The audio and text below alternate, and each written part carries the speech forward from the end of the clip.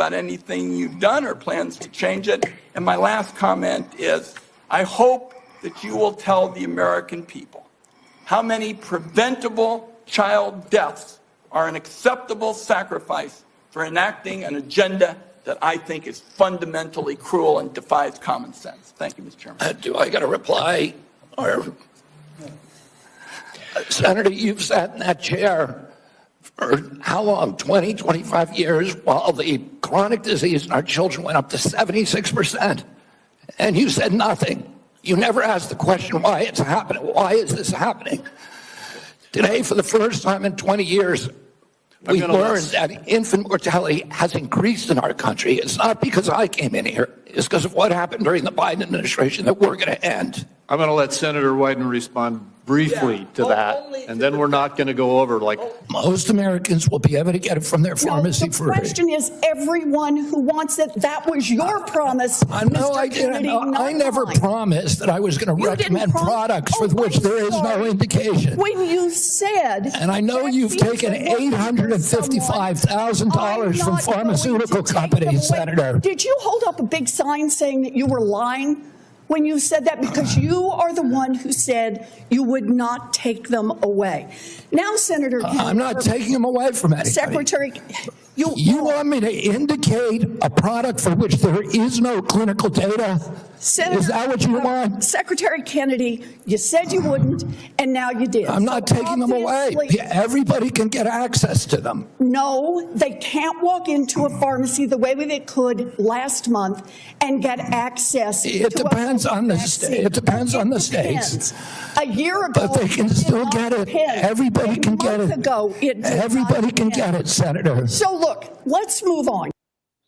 Who told Democrats that it was a good idea to try to gang up on President Trump's most popular cabinet pick? All the polls show it.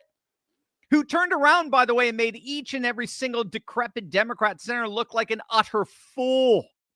But nothing compares to the latest polling coming out for number 47 himself. Trump is seeing his highest polling ever. All as the Democrats plunge to historic lows. And we got another Democrat politician flipping to the GOP, gang. It is a nightmare scenario for the liberal left. And we're going to find out precisely what's really going on, and why their nightmare is just getting started. Greetings, everyone. It is Live Stream Friday. I'm your host, Dr. Steve, your Patriot Professor, here to help you make sense of the madness as the radical left desperately tries to stop the unstoppable rise of a new conservative age all around the world that you are making happen. So if you want a front row seat on how you're changing the world in ways you never even imagined each and every day, make sure to smack that bell and subscribe button. You're not going to want to miss a single episode on this channel. As always, we got a jam-packed show for you today. Our super chats are up, so feel free to send in your comments, your questions. It'll be my privilege to read them and answer them during this live stream. Also, let's give a quick shout out to our good friends over at Beam Dream. If you're like me and you have a hard time falling asleep at night, meet your knight in shining armor. This is what cured it for me. I told you guys, I've been using Beam Dream now, nightly for months, and I genuinely can't imagine my nights without it. I mean, before Dream, frankly, I'd lie awake in bed for hours. I'd be thinking about the future, the news, the world, how exciting it is to be in the golden age. But nevertheless, it was exhausting. I have a hard time turning my brain off at night, but now I fall asleep. Seriously, I kid you not, I fall asleep in under 30 minutes. And I stay asleep all throughout the night. And I wake up without that, foggy, sluggish feeling. In fact, since I began taking Dream consistently, I've noticed a real difference in my focus, my mood, my energy throughout the day. I mean, Dream is made with top quality, science-backed ingredients that help you relax and get the deep, uninterrupted sleep your body needs. Seriously, I take it every night. It's become a ritual I actually look forward to. And unlike other sleep aids, there's no grogginess the next day, just clear-headed, focused energy so I can be your Patriot Professor. So if sleep is something that you've been struggling with, gang, seriously, I can't recommend Dream enough. I'm a user. I use it. I fall asleep. I wake up. I'm ready to rock and roll. Right now, You can save up to 35% off with my exclusive Beam discount. Just click on the link below or scan the QR code. Use code Turley at checkout, and you'll get that discount. Don't settle for restless nights. Try Dream. You'll feel the difference. Click on that link below right now. It's amazing stuff. All right. Feast your eyes on this. These are the latest numbers coming from JL Partners, the Daily Mail. They were one of the more accurate pollsters of 2024. I mean, take a look at the latest approval numbers for President Trump. 55% approval. He is in plus double digits, 10 points. It's the highest JL Partners has yet recorded in Trump's approval numbers, 55%. Plus that's a plus 6 as compared to their last polling some weeks back from July. People are getting more politically engaged right now that the summer months are over. Remember, we talk about this often on the channel each year. Republicans tend to see a polling slump in the summer. Don't forget that. And that's largely because Republican voters tend to have families.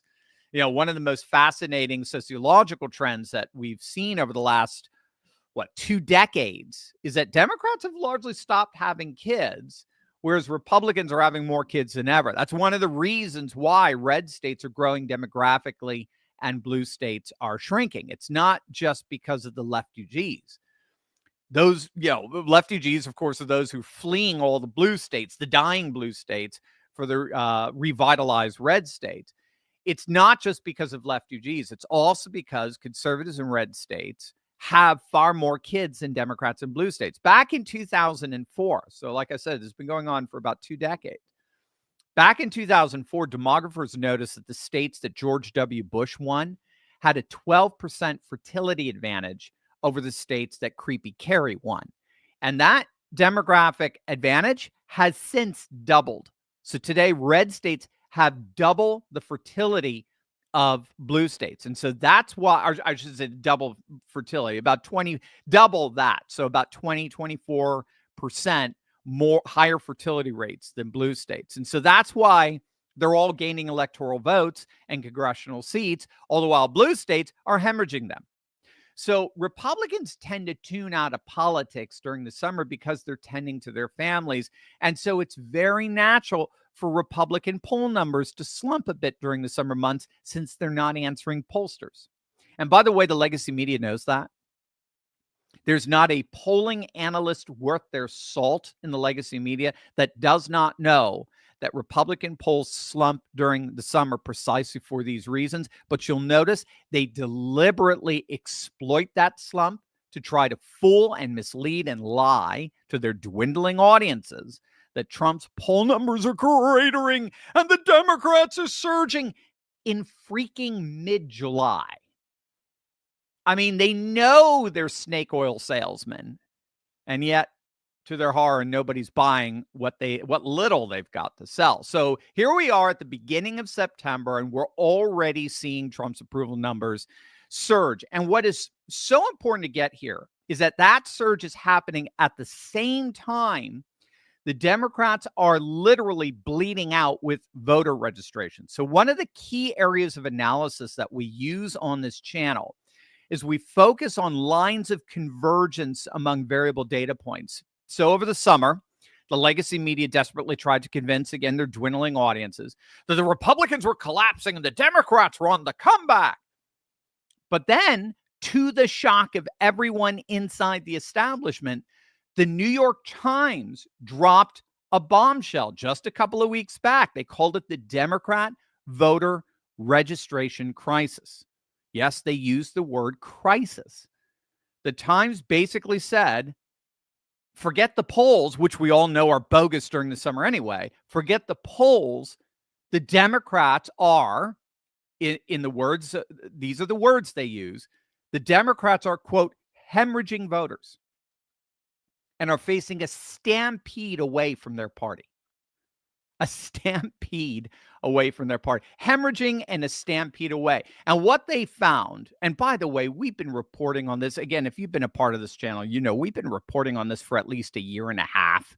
So make sure to smack that bell and subscribe button. We are, in the words of the immortal Rush Limbaugh, we are on the cutting edge of societal evolution here. But what the Times editors found was that in every single state that tracks voter registration by party, all 30 states, the Democrats are absolutely cratering, all the while the Republicans are surging. Now, if you want to know which polls are accurate or not, you always need to align them with voter registration trends. So in every single state, all 30 that track voter registration by party, because not every state does, Georgia doesn't, Wisconsin doesn't, in every state, Texas doesn't, in every state that tracks voter registration by party, all 30, the Republicans are crushing the Democrats in every single one. And they've been crushing them now for the last 4 years. There's been an astonishing 4.5 million voter registration swing to the Republicans since 2020. 4.5 million in a nation where presidential candidates win the election by 1 million or 2 million or 3 million. That is utterly devastating. And again, we're seeing that trend everywhere. Now, former Speaker of the House, Newt Gingrich, he has a very good article out on his Substack where he references the research done by our good friend Seth Keshel, the amazing election analyst Seth Keshel. We featured him a number of times on this channel leading up to the November election. I know a lot of you loved him. We got a lot of very positive feedback. You were very happy. He tended to calm nerves with these polls kind of going left and right and, crazy and jagged. And Seth came in and said, here's how you analyze, here's how you accurately predict an election turnout. And man, he basically had 100% of his predictions pan out perfectly. I mean, Seth is one of the single most accurate election analysts out there. He's a gem, and he got the attention of Newt Gingrich. Gingrich discovered him in the lead up to the November election, and of course saw how virtually every state that Seth predicted turned out almost literally to the exact number of his projections. And again, if you were with us on this channel, we all knew, largely thanks to Seth's analysis, we knew Trump was going to win Pennsylvania, Michigan, Wisconsin. We knew that was in the bag. I mean, outside of like severe, voter fraud or whatever, but we knew that was in the bag because of the analysis, of Seth. And that analysis was largely based on voter registration trends. Again, voter registration trends are the single most accurate predictive indicator for how an election is going to turn out. It's not necessarily polling, obviously, right? In fact, we all know polling can be way off. Just ask Ann Seltzer of the Des Moines Register, whose ridiculous polling claimed that Kamala was going to win Iowa by like 2 or 3 points. Of course, she ended up losing by double digits. Seltzer is now the laughingstock of the polling industry, which is already itself so corrupt. But Seth focuses on voter registration trends, and it gives him some hard data that's produced uncanny accuracy in predicting election outcomes. And so when we see Trump surging in the polls, what is so important is that we should be seeing a convergence with that surge in terms of a comparable surge in voter registration. That is exactly what we're seeing. And so this piece by Gingrich details the historic shift in voter registration that's literally remaking American politics as we speak. So this summer, while the legacy media was touting all of these fake polls that showed Trump and the Republicans losing ground, we didn't buy it. On this channel, we didn't buy it. And in fact, I told you to just laugh those polls out of the room. I'm just laugh at them. And that's because, as Seth pointed out, this summer, Republicans had gained ground in voter registration in 11 traditionally blue states, 11 traditionally red states, and all 7 battleground states. Republicans out-registered Democrats in 11 blue states, 11 red states, and all 7 battleground states.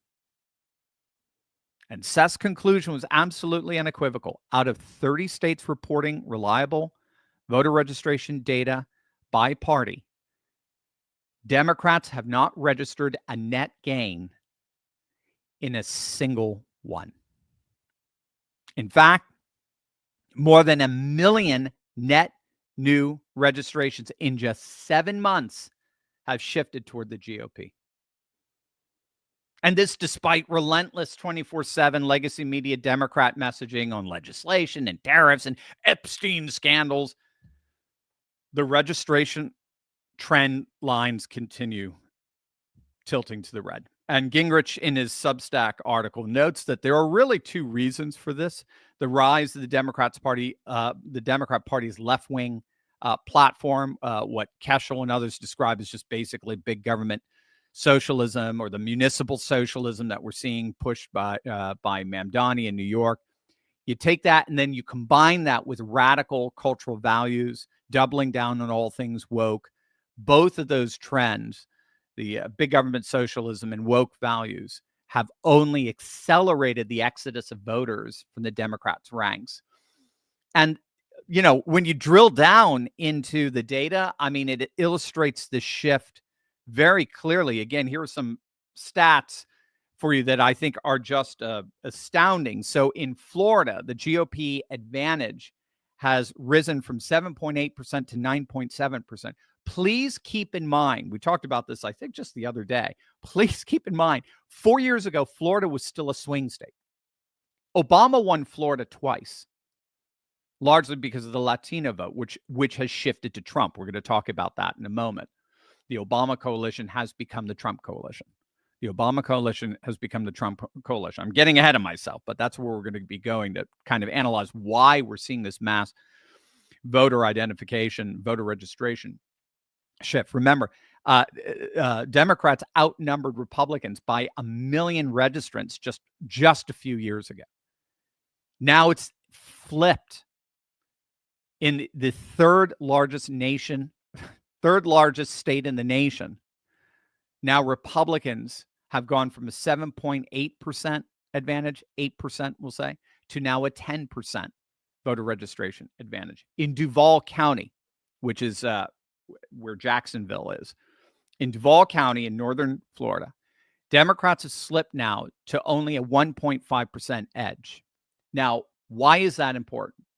Well, the key is that Duval tends to vote 3 to 4 points always in every election. It votes 3 to 4 points to the right of its voter registration. So if it's 1.5% Democrat advantage, then Republicans will generally win Duval by 3. Right? So because it always votes about 3 to 4 points to its points to the right of its voter registration. Its voter registration, that said, is trending Republican. It's getting more and more red, less and less blue. And that is extremely important for how elections pan out in neighboring Georgia. Because Duval is a historically accurate bellwether for Georgia. Where Duval goes, Georgia goes by pretty much the same margins. We've seen that in each of the last several presidential elections, most especially 2024. So on this channel, we had our eyes very closely fixed leading up to November. We had our eyes very closely fixed on how things were developing in Duval for months, because we knew that where Duval goes, Georgia goes. So Duval is getting redder and redder, which means Georgia is getting redder and redder. In Iowa, Republicans have grown from a plus 10 advantage to now a plus 11% advantage. Now, why is that important? Well, not only because, again, Iowa traditionally was a very reliable Democrat state. They voted for Dukakis, for heaven's sakes. Not only that, but because Iowa is a bellwether for non-registration by party states like Wisconsin and even Minnesota. So where Iowa goes, Wisconsin tends to go. And wherever Wisconsin tends to go, Minnesota eventually goes. So Wisconsin tends to vote about 7 to 9 points to the left of Iowa. So if the Republican is winning Iowa by, say, 12 points, that means they're going to win Wisconsin by at least 3. Right? Do you see how voter registration trends work? I mean, they're absolutely amazing. This is all based on CES analysis. In my backyard in Pennsylvania, the Democrat advantage, which was 1 million 9 years ago, has shrunk now to just 2%. It's basically 50,000. Now, why is that important? Well, because Pennsylvania and Michigan mirror each other politically. Michigan does not track by voter does not track voter registration by party, but Pennsylvania does. And where Pennsylvania goes, Michigan tends to follow. Again, all three blue wall states, Wisconsin, Michigan, Pennsylvania, almost always vote the same. And we've got two major voting trend indicators in Iowa and Pennsylvania that show that all three blue wall states are trending red. And we could keep going. In New Hampshire, GOP advantages expand from 4% to 5%. In Nevada, Democrat registration, the Democrat registration lead has virtually disappeared. It's dropped to 0.2%. So Nevada should be a solid red state by the midterms. In North Carolina, the Republicans have actually taken the lead in what's called active voter registration. So voters who have actually voted in the two of the last three elections. And in Arizona, I mean, yikes. In Arizona, the Republican edge has climbed from 6.8% to now 7.4%. And that is hinting at long-term GOP dominance. Arizona is about to turn deep ruby red. Katie Hobbs is toast. There is no way Katie Hobbs wins, again, outside of, wink, wink, nudge, nudge. There is no way Katie Hobbs wins in a +7 Republican Arizona. This is not 2022 anymore. And now, as if the Democrats' nightmare could not possibly get any worse, we now have yet another Democrat politician defecting and switching parties. This is absolutely going to make your day. But first, if you are just joining us, feel free to drop me a question or comment. Just click on our super chats. It'll be my privilege and honor to answer your questions and feature your comment right here on this live stream. Also, with the return of Trump, there's actually never been a better time for freedom-loving Americans to take control of our financial future. In fact, if you've been wanting to get into crypto investing, which is something I've been getting into of late, so we're talking Bitcoin and Ethereum, Solana and the like, but you've always been kind of turned off or intimidated by the volatility, meet your knight in shining armor. We have a lot of knights in shining armor here today. Block Trust IRA has a super AI system that Bitcoin Magazine has named the #1 crypto technology platform among 1,500 global competitors. And what that super AI does is it works 24/7 to analyze global market data, and then it predicts with uncanny accuracy the highs and the lows of crypto volatility, right? So we all love it when Bitcoin hits these amazing highs, but what about the equally crazy lows, right? Well, Block Trust IRA sells at the highs based on this AI, and then they buy again at the lows based on the same AI, which mitigates the volatility all the while you stand to make incredible gains. Gang, that is why I have been a very proud and vocal client of Block Trust IRA. I've got my own account with them, and all I can say is jump on in. The water's great. I love them.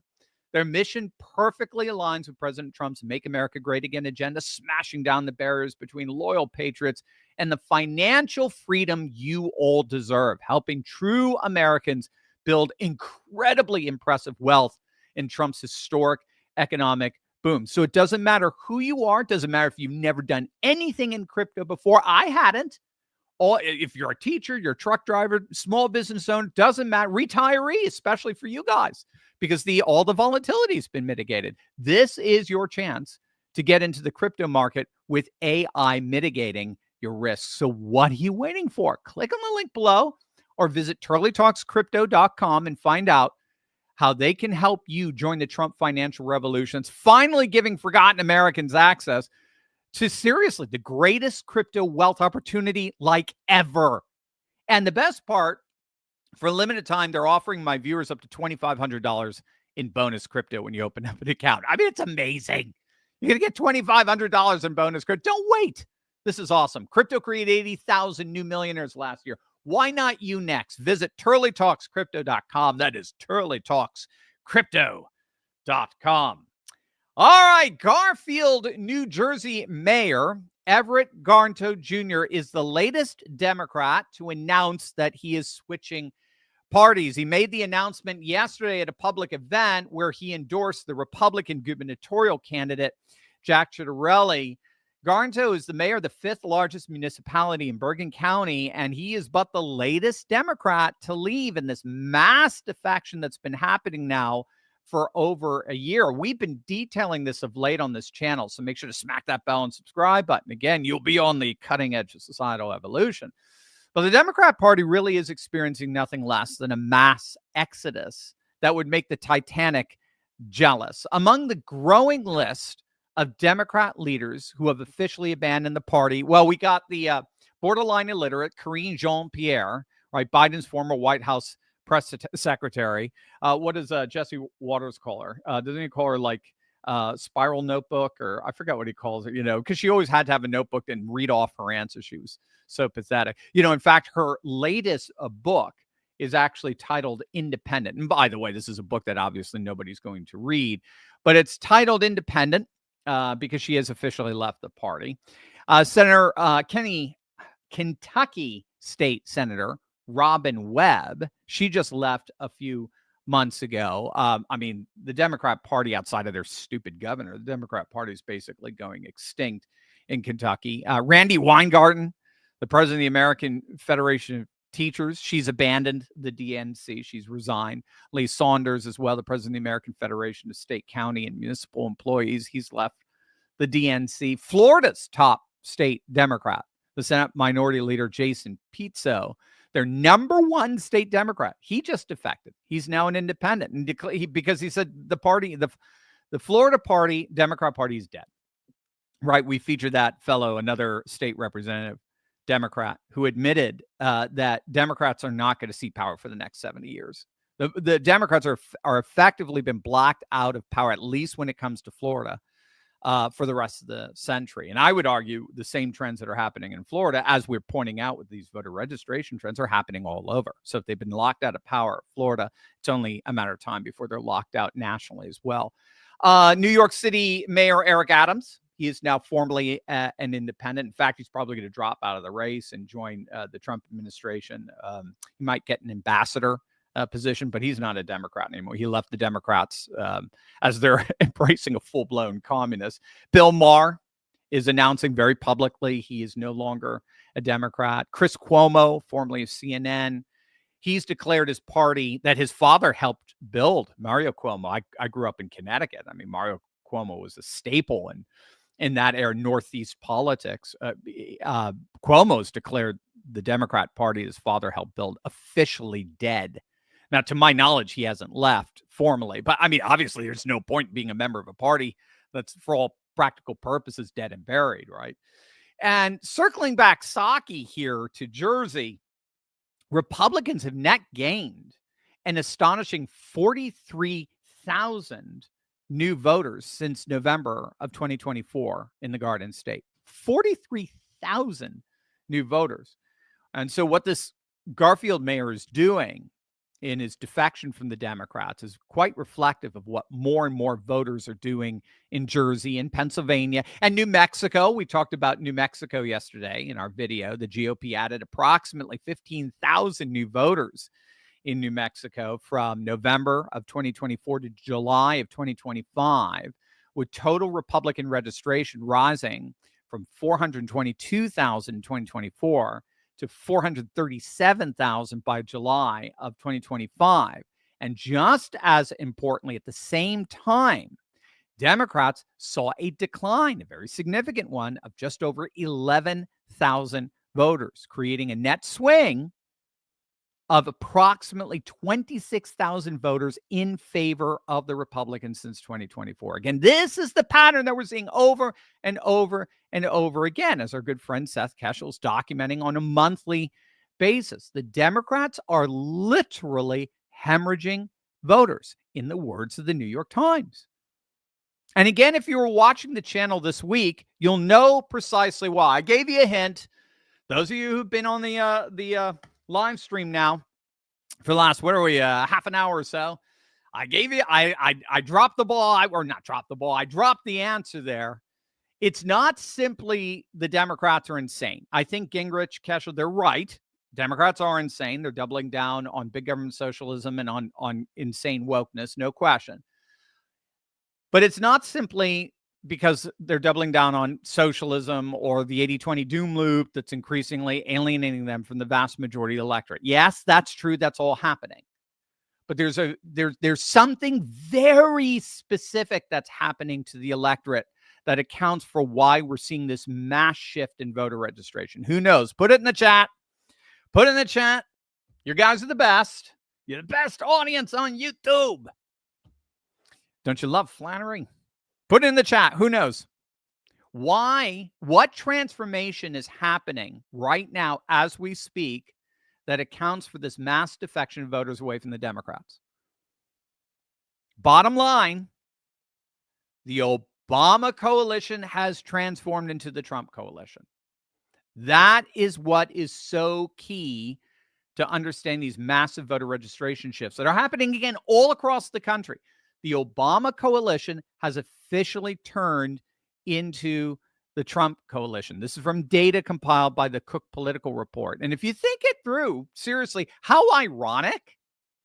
I mean, seriously, how ironic is that? The very coalition that the Democrats and the legacy media celebrated, they fawned over, they championed as the new coalition that would keep the Democrats in power for decades, has defected and gone over and joined with the evil Republicans, or better, Trump.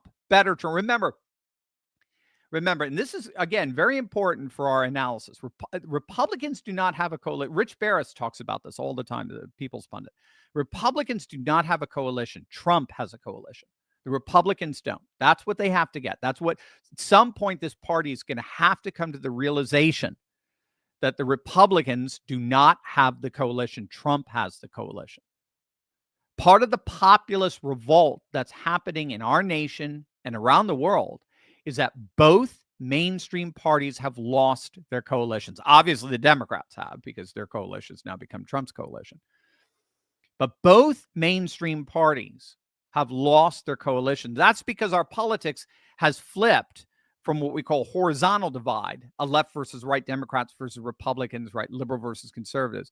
It's flipped from a horizontal divide where there are two discernible coalitions to now a vertical divide, to a new divide between the people versus the political class, the rule versus the rulers, the ordinary American versus the oligarchs, right? We talk about that flip all the time.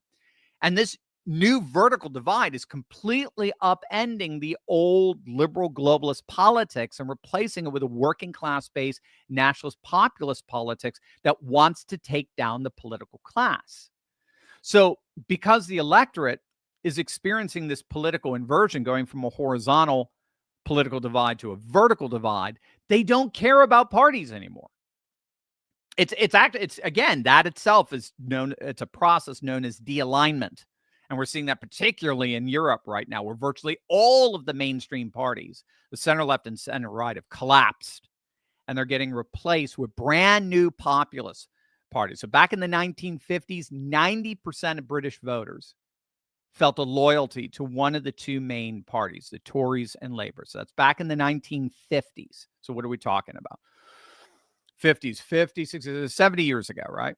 90% of British voters were loyal to one of the two parties, British Tories versus Labour. Today, that loyalty has dropped to just 10%, and it continues to decline. From 50%, 1 out of every 2, to now 10%. 9 out of every 10 have no loyalty whatsoever to any of Britain's two major parties. That's what's called de-alignment. That's the mainstream parties increasingly finding themselves alienated from the vast majority of the public as the politics switches from a horizontal divide to a vertical one. I mean, again, the horizontal divide is where Labor and the Tories make sense, or Democrats and Republicans make sense. They were both defined. Both parties had their identity and rationale in relation to each other horizontally. But when you go to a vertical divide, both parties are equally odious. They're equally to blame. They're seen as two sides of the same political class uniparty, a duopoly that governs according to the values, interests, and concerns of an aristocratic elite at the expense of and often to the overt disdain of the values, interests, and concerns of the people. And so this is why Nigel Farage and the Reform Party are the number one most popular party in the UK right now by double digits.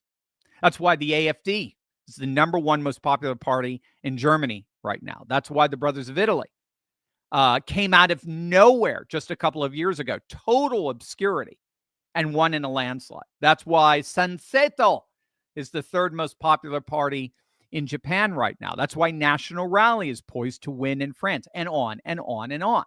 And this is precisely why the Obama coalition has transformed into the Trump coalition. The working class constituents that gave Obama his massive victory in 2008 have largely abandoned the Democrat Party and embraced MAGA. So that's why Trump is the only Republican candidate winning states like Pennsylvania, Wisconsin, Michigan, Ohio, and Iowa. The white working class that gave Obama victories in those states twice in a row have abandoned the Democrats and sided with Trump. This is why Trump is the only Republican that can win Miami-Dade in Florida. The non-working class, led by Latinos, have defected to Trump. Trump won Latino men in 2024 by 10 points, 54-44. And for the first time ever, Miami-Dade turned red, and it does not look like it's going back. This is the future, gang. This is it. A new conservative age is indeed rising. The liberal globalist order and the horizontal politics that defined it and perpetuated it are over. A new era is rising. A nationalist, populist, and traditionalist age has dawned. And there is literally nothing the dying Democrat Party can do to stop it. Over to you. I want to hear what you have to say. Remember, if you have questions or comments, feel free to drop them in our super chats. I'll be happy to answer them right here, right now. But if you are a homeowner like I am, you need to listen to this. When was the last time you checked on your home title? All right, that's the legal proof you own your house. Well, if you're like me, the answer is never. Well, the problem is in today's AI and cyber world, scammers are stealing home titles, and your equity is the target. They literally call it house theft. I remember when I first heard it, I'm like, how do you steal a house? Well, here's how it works. Criminals forge your signature on one document. They use a fake notary stamp. They pay a small fee with your county, and that's it. Boom. Your home title has been transferred out of your name. Then they take out all kinds of loans using your equity. Some even sell your property.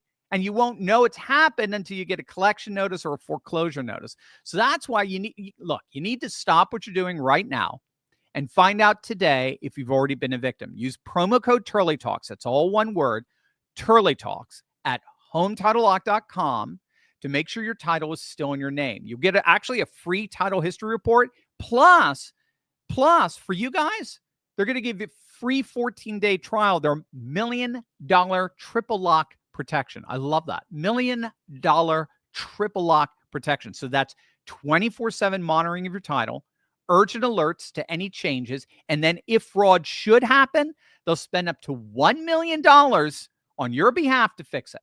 So go to you got nothing to lose. Go to HometitleLock.com right now. Use promo code Turley Talks. It's HometitleLock.com, promo code Turley Talks. All right, Micah, what do we got? What do you got? I'm sure we got lots of questions, comments, and so forth. Lots to talk about. Richard, Dr. Steve, your thoughts on Newscomland bringing back mask mandates. I was just reading that. I haven't caught up on it completely, but if he does it, it's just another example, I think, of his political schizophrenia. Whenever people analyze Newsom, who are very positive towards him, they'll always talk about what a great politician he is, how slick he is, how smooth he is, and so forth.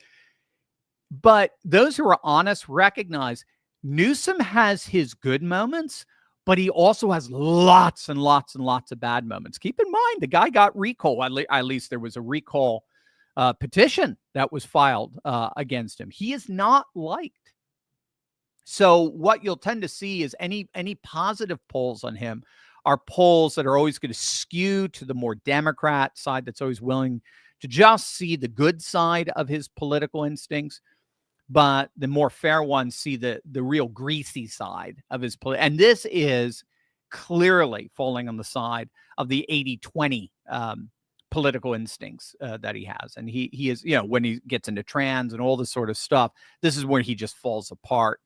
And however he tries to make himself look like a patriot and tries to mirror Trump and so forth, this is where it all comes crashing down. So I think any kind of return of these idiot mask mandates, even RFK has pointed out, was never based on science to begin with. All of that sort of stuff, that's just going to crush him. That's going to make him less popular in California, less popular nationally.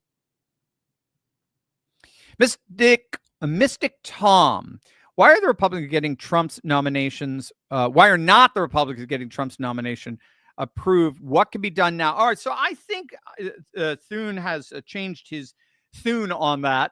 Thune has changed his tune on that.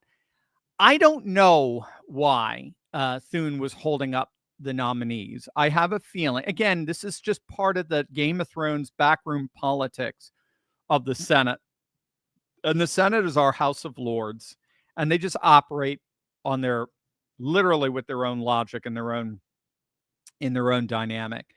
Thune is now coming out and saying we're gonna approve all of his nominees, or at the very least allow him to do recess appointments, which every from Bush to Obama and Biden were doing. So I have a feeling it's a favor to Democrats in order for them to get their votes on a particular legislation or whatever, to get their cooperation. Again, nothing happens outside of like McCain's vote to sink the repeal of Obamacare, very few things happen out of just pure pettiness in DC. There's always something, there's always some kind of kickback. There's always some kind of back scratching. So right now, look, they're not great, but right now the Republicans in the Senate, especially with the Triple B, they've come through. And so it could be, Thune had to do that in order to get Susan Collins' vote for the Triple B. He had to do that in order to make sure that Lindsey Graham didn't go, ape nuts on Ukraine or so. There's always some kind of kickback, but eventually the kickback plays itself out, and then Trump gets his nominees. Trump isn't that upset about it, so I think he does see that he's going to eventually get it, probably in the next few months. So, but that's there's not a lot we can do other than just calling your senator and pressuring them. RT Corp, Dr. Steve, I know most of us are rather enthusiastic about Trump dropping bombs on drug cartel voters, but with the likelihood, albeit a fantastical liberal wet dream, that it could lead to war, how enthusiastic should we be? Trump said no new wars, but it seems like we've been lucky with Iran's nuclear program, Israel, Gaza, Ukraine, Russia, and so on. How many bombs can Trump drop before we start calling him Obama? Oh, very good. Yeah, that's an excellent question. And I just think the polls are pretty unequivocal here. They're very clear. Americans despise sending our troops overseas, tens of thousands of miles away, to defend someone else's borders when our own borders were being left wide open. We despise sending our troops overseas, 10,000 miles away, to nation build in a country we know doesn't have the social and cultural structures for the political foundations we'd be laying down there. However, when you look at polls regarding how we should, as it were, govern or enforce our own hemisphere, that changes dramatically. So when you talk about military might being used in the Caribbean, American voters, and again, from both parties, overwhelmingly see that as a true form of national security. So what did George W. Bush say? He said, we're going to take down Saddam Hussein so that he can never take down one of our buildings again, right? So he had to frame what's happening 10,000 miles away as a form of national security. Again, you heard Biden doing the same thing. We have to arm Ukraine because what if Putin goes into Poland? Well, then, it's going to trigger Article 5, and all of a sudden now we'll have to go to war. So they try to make it into always an issue of national security, but it's so artificial. Nobody buys it because it's 10,000 miles away. And Article 5 isn't necessarily triggered, even if, as I understand, even if a NATO member is attacked. You do have to vote on it, and it has to be unanimous. So when you are taking out narco terrorists, as they're called, in the Caribbean, just miles away from Florida, that is an easy sell on national security interests. That's an easy sell. So I don't think Americans care how much Trump bombs drug cartel ships, boats, whatever, in the Caribbean or in the Pacific, just outside of California. I don't think they care. They're like, go ahead. Because again, to them, they see it as a form of border security. Now, not everyone will agree, but I'm just for right or for wrong descriptively, not prescriptively. That's what Trump is doing, and that's how people are responding. They tend to overwhelmingly support it if it's done in our hemisphere. Stanton, what's up with the DC grand jury? I thought they indicted a ham sandwich. Innocent J6 got years in jail for taking pictures of sandwich guy. Nothing. Yeah. So we're finding more and more that the single most corrupt jury system on the planet is the Washington D.C. jury. Remember, Washington D.C. is 95% Democrat. It's 95% Democrat. And I'm sorry, they'll make North Korean trials look fair by comparison. And so Pam Bondi is going to have to, in every instance, remove, or she's going to have grand juries outside of the D.C. circuit. There's been a long argument that the D.C. circuit should be disbanded precisely because it's so corrupt. A Republican cannot get a fair trial, and a Democrat can't get a fair trial, although the unfairness works to their advantage. So that's it. I mean, they're a corrupt sleazeball group of people. They are the swamp. And the good news is that Trump has cut now, it's official, over 100,000 jobs in DC. So they're all most of them are getting unemployed right now, and that couldn't have happened to a better people. Let's see. The great Tony. Hey, great Tony. Would you be open to interviewing Thomas Rousseau? I do not. Do I know Thomas Rousseau? Let me see. And that's not to be a slight on him. I just don't know the name. Is he one of us? Is he an analyst? Thomas Rousseau.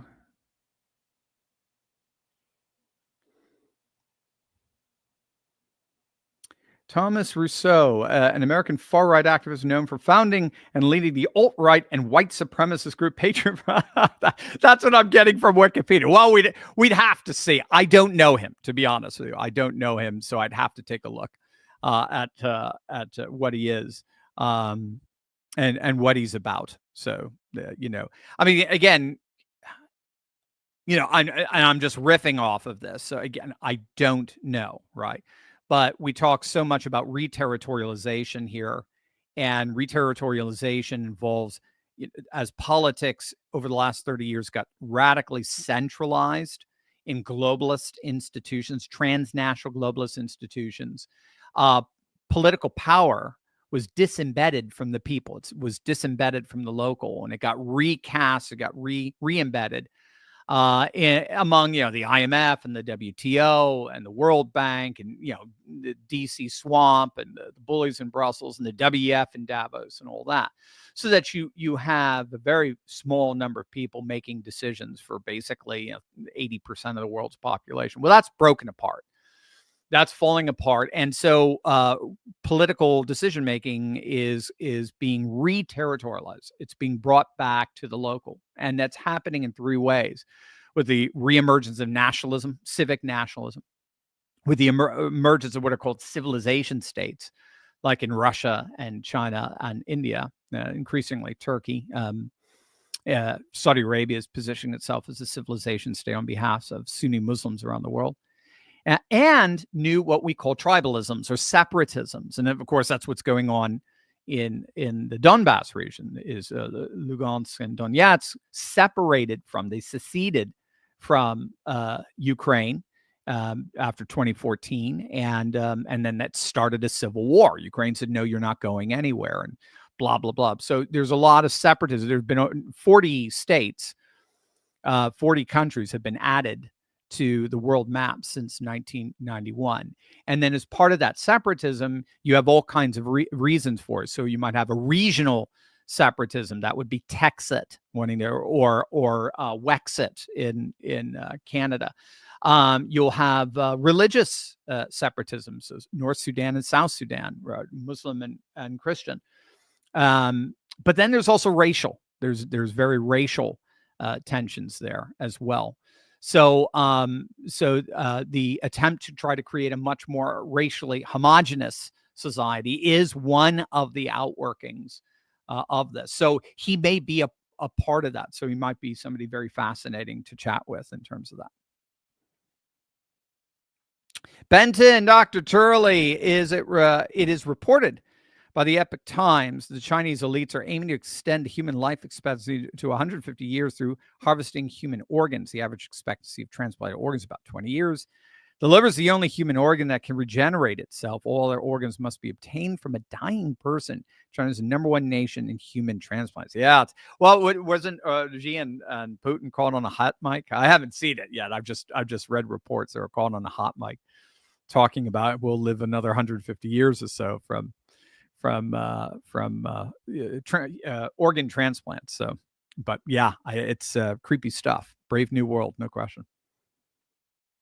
Troublemaker Jason, good morning, Dr. Steve. With the appeals court making the legal opinion that the tariffs need to be appropriated by Congress rather than the president, and the Congress ceding much of that power to the president, do you think that SCOTUS will uphold his right to make trade agreements and levy tariffs through them? Or will we have to unwind the agreements if the rule in favor of the lower court? I have a feeling SCOTUS is going to rule in favor of Trump. I don't think it's that clear. We have had a number of presidents, FDR, as has been pointed out most recently, levying tariffs, especially as tariffs are seen as an extension of national security. It's a mercantilist conception of trade. So as opposed to a globalist conception. A globalist conception sees trade as operating by transnational principles. So the multilateral agreements are a one-size-fits-all trade policy for all member nations who are part of the institution that both implements and enforces those obligations. So like the IMF and the WTO, for example. And what a bilateral trade agreement is specific trade agreements between two nations as trade is seen as itself an extension of national security. So this judge is seeing tariffs in relation to more of a globalist IMF WTO conception of trade versus the way Trump is looking at tariffs, which is more in terms of mercantilist national security conception of trade. I have a feeling he's going to win out on this one. I think that, again, SCOTUS is going to come around and say, look, if he's arguing that tariffs are a form of national security and the executive branch is the one that's in charge of national security, I don't think there's any way around it. He's going to win. Yes, but as he already said, they're going to have to roll back on tariffs, but they'll figure out another way of doing it. But again, it's just an activist judge doing their thing, fulfilling their job description. Brian, my brother from another mother, do you expect quick action from SCOTUS about Alcatraz? Well, we already had a judge, appellate judge, overturn that. So we'll see. Yeah, I know that's what Pam Bondi does. She files the emergency resolutions with the Supreme Court. So yeah, I think it'll be pretty quick, like they all have been, and it'll get overturned immediately. Again, these judges and this is your neck of the woods here, that you're living your best life in Florida. Yeah, I just again, if it's a form of national security, there's really nothing that judges can do to stop it. Again, they can prolong it or preempt it, but they can't stop it. So yeah, I see SCOTUS taking this down again, if it even gets there. Now that appellate judge has slammed it down. RT Corp, Dr. Turley, I don't understand it. The Democrat establishment wants Mamdani to lose in New York so badly that they are willing to offer Eric Adams and Curtis Sliwa jobs in the Trump administration. Then why haven't they just asked Hillary Clinton to do something? Cough, cough.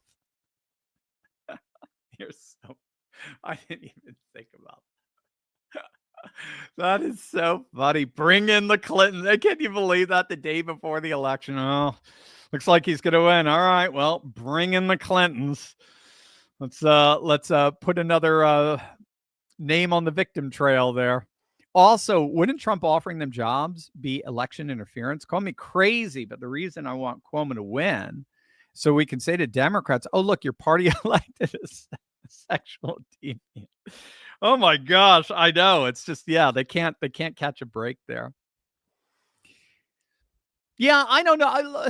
So I think the Democrats are torn between it. Again, they're going into civil war. It's not true that Democrats don't. Okay, no, you're right. You said that rightly. Okay, Democrat establishment. Yeah, the establishment doesn't want him to win. They're scared to death. Even again, Bill Maher said, if Mamdani wins, and if the Democrats are alienating themselves from the common sense consensus with their big government socialism and wokeness. And here you have a guy who's lives, breathes, and has his being with those two issues. If he becomes the face of the Democrat Party, they are shot. They know that. But half the Democrat Party wants it. The other half, the municipal socialists, as we call them, the cosmopolitans on both sides of the coastal elite, they want it. So I don't know. I don't know why they. I don't know. I don't know why they haven't picked up the old black phone, the rotary dial phone, to call the Clintons. I don't know the answer to that. In terms of Sliwa and Adams, they're just, those are the two. Adams is no longer a Democrat. Sliwa, of course, isn't. He's a Republican. And if they could, just the idea is that they can take him out, that would leave Cuomo. But I don't think Cuomo will win. I don't think. Well, I think Cuomo is part of yesterday's politics, the horizontal politics of left versus right. I think those days are over, and people are going populist, and Mamdani is seen, for right or for wrong, as a populist. And now, is it election interfering? I don't know. They do that all the time. It's that's Game of Thrones stuff. I see election interference as, like indicting a person, weaponizing the law, doing things that are fundamentally illicit and illegal. That could land you in jail for doing it. What Trump's doing is just rearranging the deck, as it were. Barry, please comment on where we are on energy. Are we independent pipelines coming? It's a good question. I have not caught up with that. From what I understand, we're moving right along. Pipelines coming. Now Canada's got to play along with that as well. I think, as I understand it, Alberta's Premier Smith, if I recall, they're either in negotiations or they've inked an agreement for a Albertan pipeline So we're moving right along. That's a key, but I don't have any specifics for you on that. I'd have to do a separate video and do the research on that. Actually, let me see if I can do one quick.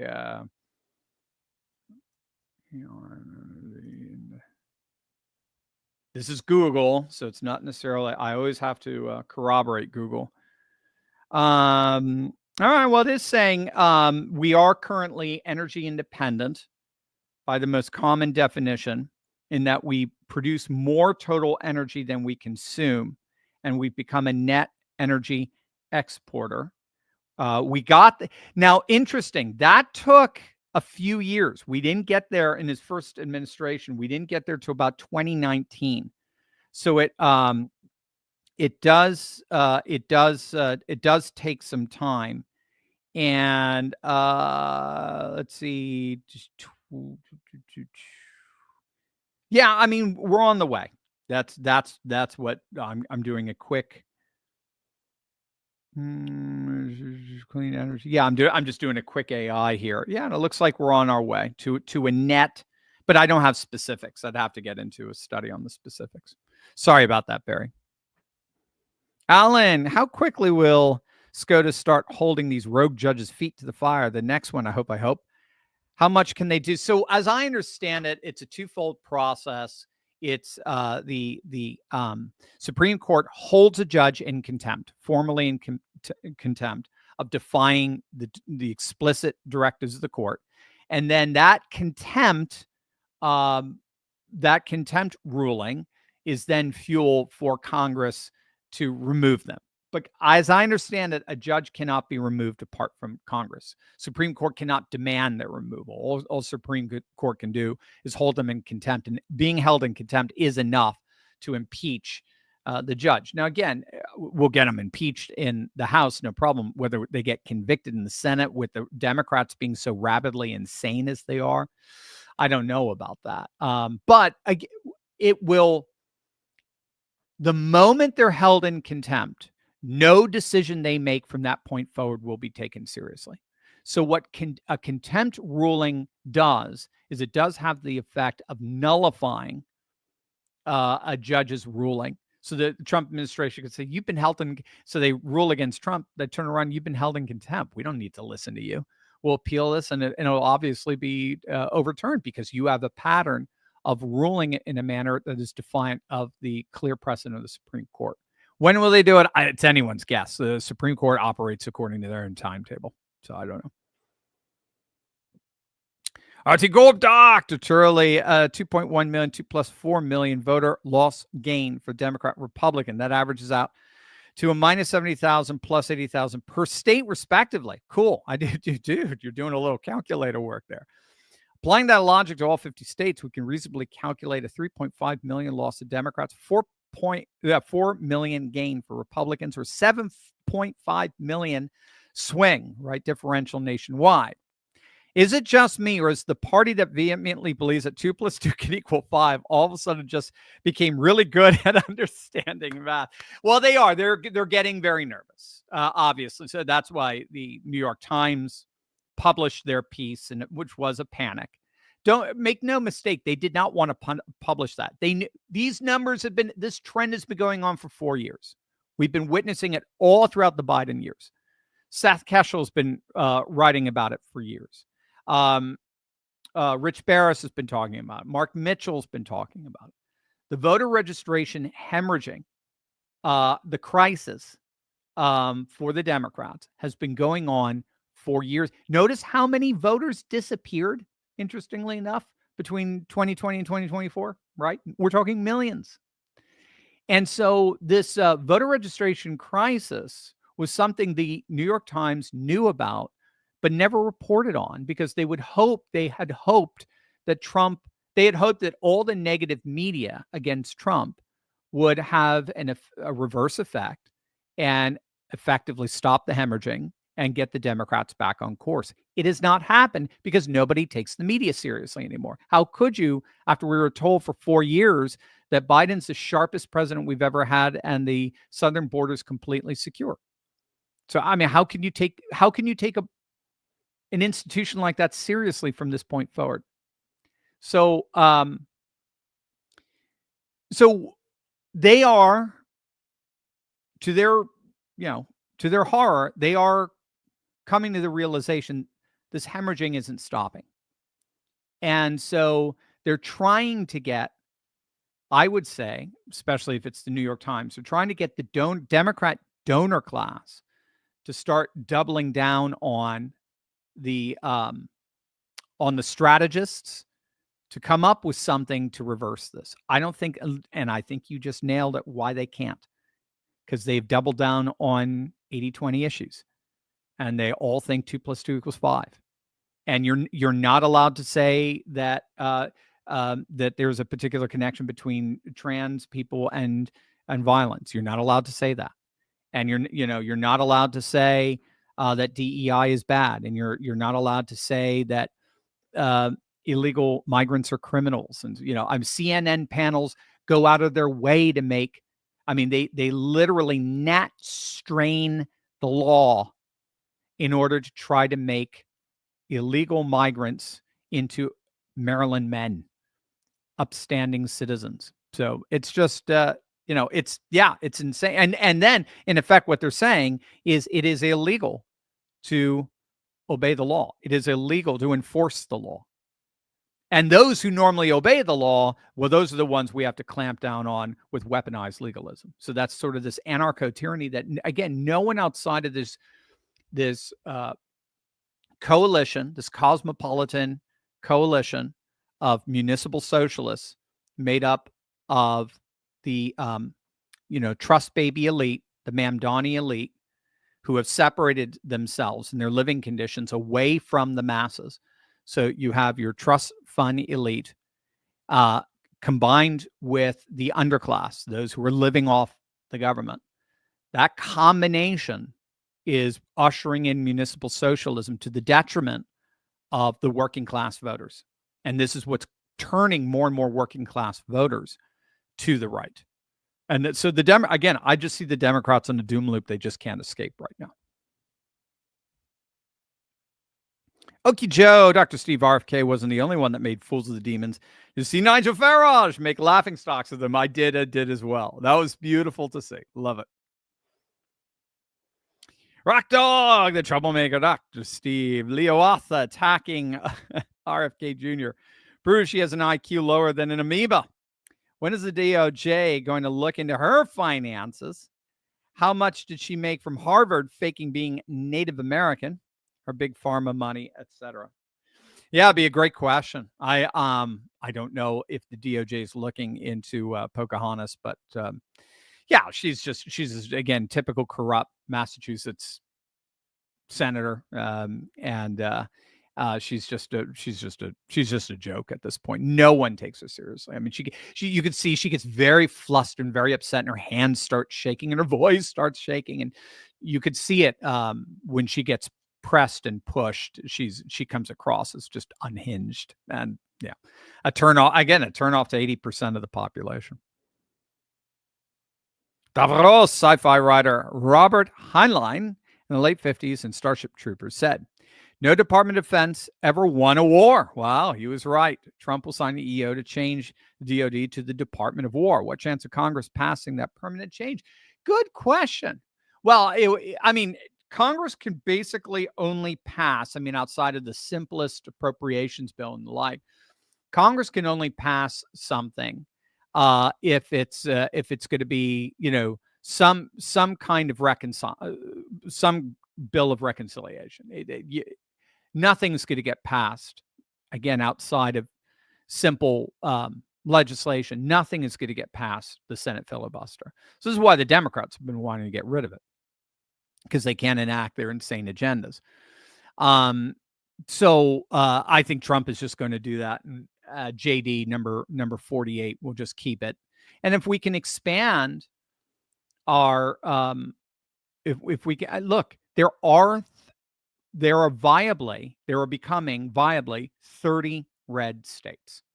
Okay, that's what's happening today. Right now, I think, what is it, 25, 26 pretty solid red states. But we're seeing swing states turn red. Okay, we're talking about New Mexico turning red. We're talking about Wisconsin reliably turning red, where they already have Ron Johnson there, but they also have a left-wing lunatic from there as well. Michigan is turning red. Pennsylvania is turning red. We got what's his name? McConnell, I'm forgetting, but so Jersey is slowly and surely turning red.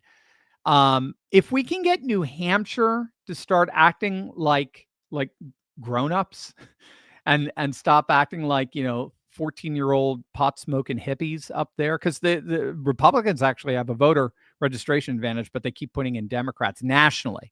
They keep Republicans for their state politics, but nationally they're just these left-wing secular loons. But my point is that the country's going the way of Florida. It's getting redder and redder and redder. So if we can get 30 solid red states in the next few years, we are going to have a filibuster-proof Senate. It's just going to happen. It's just inevitable, right? 2 senators per state. There's just no way. So already the Democrats have been boxed out of Senate power for the foreseeable future, given the 25, 26 red states that we have. And then even some of the purple states have, like Wisconsin has a Republican senator. So they've already been boxed out of the Senate for the foreseeable future.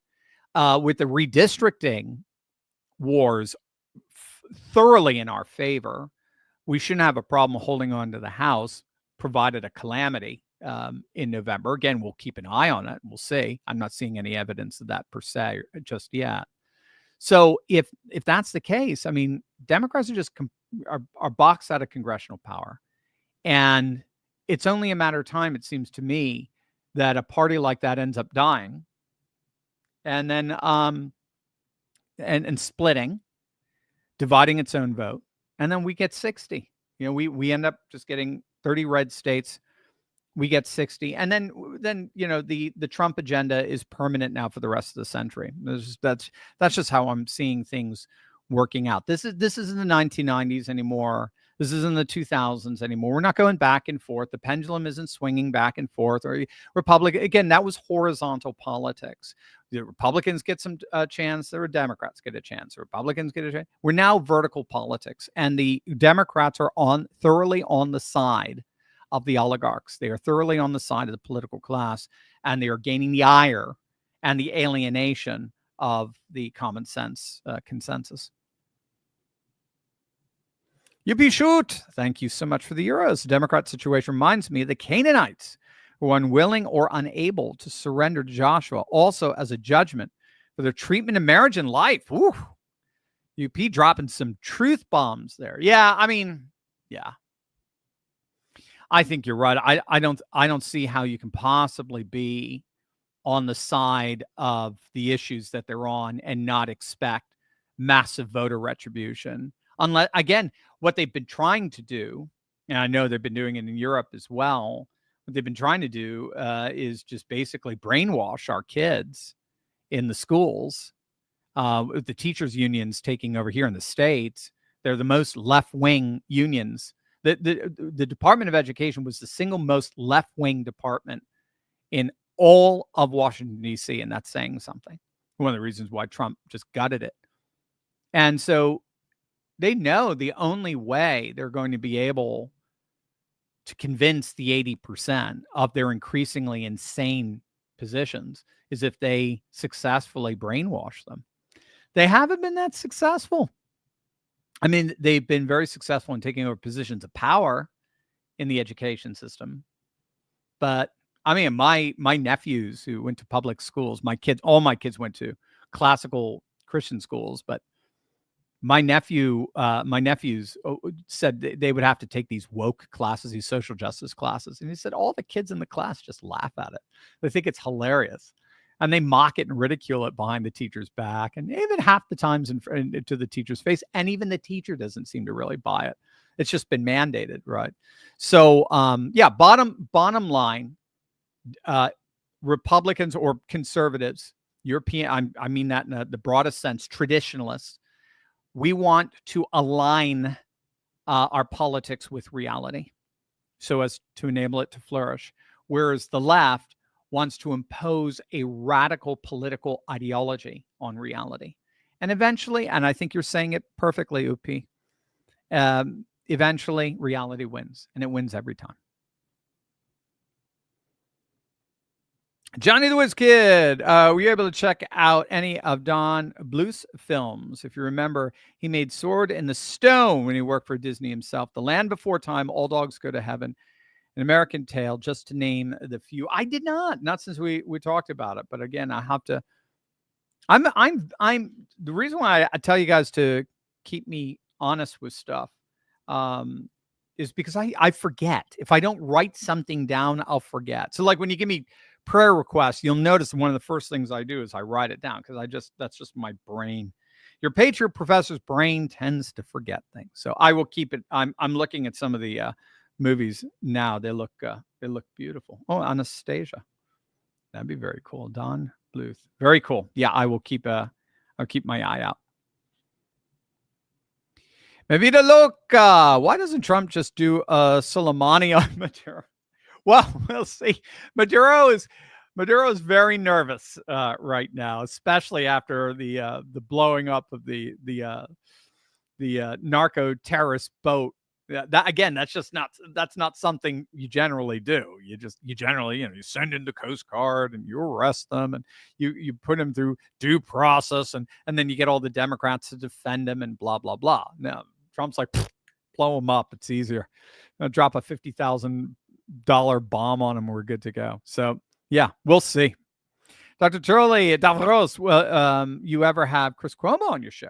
Sounded like a lot more reasonable guy recently. Oh, I'd love to chat with Chris. Again, I grew up in Connecticut, so I mean, his dad was just, he's part and parcel of the staple of Northeastern politics for 2 decades, and so I've always known the Cuomo family from afar, and yeah, I've been excited to see the sort of evolution of Chris. He had a fall. I mean, there's no question about it. He got humbled, man. He got seriously humbled after getting fired from CNN. He and Tucker had a really nice. I knew something was going on when he and Tucker had that conversation. After they both, and we found out that he reached out to Tucker. They were like, broadcasting enemies when they were on Fox and CNN respectively. And he reached out to Tucker and said, hey, anytime you want to talk, I'm here. We both got canned. And I bet we have a lot more in common than we realize. And they do, because that, again, the politics has shifted. It's not left versus right anymore. It's people versus political class. And Chris got, let's just be blunt. I mean, he got taken out by the executives at CNN. He got used in many ways. I think the executives want him to be very anti-Trump, and he was anti-Trump, worked with his brother on COVID, probably inappropriate, no question, the segments they had, but that was part of CNN. Yes, that was just CNN doing what CNN always does, just overtly. They are 100% aligned with the Democrat Party, and they push Democrat talking points. And so he was used by the executives, and then he was abused by them. He was destroyed by them. And I'm loving what he's doing with News Nation right now. News Nation looks like a very good channel. Again, I'm not a big, like we're in the middle and we want to give both sides equal views. I'm not really into that. I know what I believe, and I want to, I want news sources that kind of, yeah, I almost stepped into a blatant confirmation bias there, but I want news sources that will help me better understand how the world is working itself out in the way that I believe it's working itself out, plus challenging it at necessary points. And Chris has just been, I think, he's been their number one guy on there, and he and O'Reilly, and so I would love to have Chris on. So yeah, we'll see what we can do. Maximilian, how do ideas rise and fall? It's funny. I think I did a study on that at one point, and I'm trying to remember it. How ideas rise and fall. So as I understand it, there's there's two dimensions to it. So there's the ideological dimension, and ideas are not necessarily ideology, right? Ideology is a 19th century. It's a French 19th century word to describe the secularized attempt at replacing religion. So an ideology would be some kind of human-derived, reason-based concept that's supposed to it's supposed to galvanize the people and unite the people in a way religion once did. So this is what socialism is, or communism, Marxism, but even, capitalism, whatever it is, any kind of ism, I guess, would be a kind of ideology. But it is part of an idea. An ideology would be a subcategory to an idea. So you need a thinker, and then you need a social context where the ideas get plausibility. So, I mean, an example would be the ideas of the 18th century Enlightenment, that scientific rationalism was really the one true way of knowing the world. Well, at that time, very few people would agree with that. We know the world through the church. We know the world through crown. Right? The monarchy had a special grace, it was believed, by God. There was the belief in the medieval period that the emperor can heal you. The king had a special, the monarch had a special grace by God to know the world in such a way that gives him a privileged position to rule. But with the rise of democratic revolutions, like in the United States and in the nascent United States and France, all of a sudden now, this notion that we can have a common way of knowing, common sense between people and politician, between the ruled and the rulers, so that we're all, whenever they come up with any kind of public policy, it has to be justified by appealing to a common set of knowledge norms. You can't appeal to, well, we know better, like what you're hearing now. We're the experts. And there's been a lot of research on that, and on how, science and statistics and indicators and knowledge itself has become professionalized and part of now an elite class that the average Joe doesn't have access to anymore. That is not democratic. So the idea of there's one size fits all way of knowing the world through scientific rationalism, that starts taking on a whole new significance when it gets, interestingly enough, married with another idea, and that's democracy or democratic norms. Because if it's true that the people should be able to rule, as it were, then by definition, our politicians do not have access to a special esoteric knowledge that's not accessible to everyone else. And so all of a sudden now, okay, boom, we've got a couple of democratic revolutions going. And now that way of knowing, that idea, that form of knowing, ends up spreading like wildfire. So you needed the idea, and then you needed the social context that gave the idea its plausibility. And then when you combine that with the 19th century Industrial Revolution, we saw this massive technological shift going on, largely through applying scientific rationalism to managerialism and the like. Well, then that adds another layer of plausibility. And so the idea continues and it continues.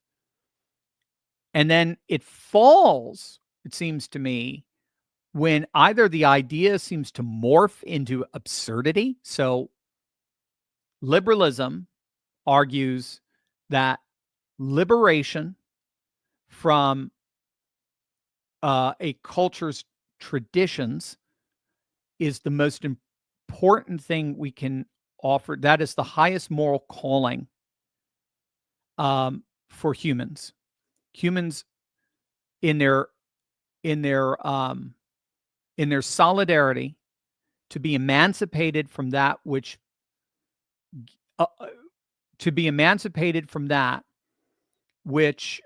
obscures our ability to and presents itself as obstacles to our ability to exercise sovereign control over our lives.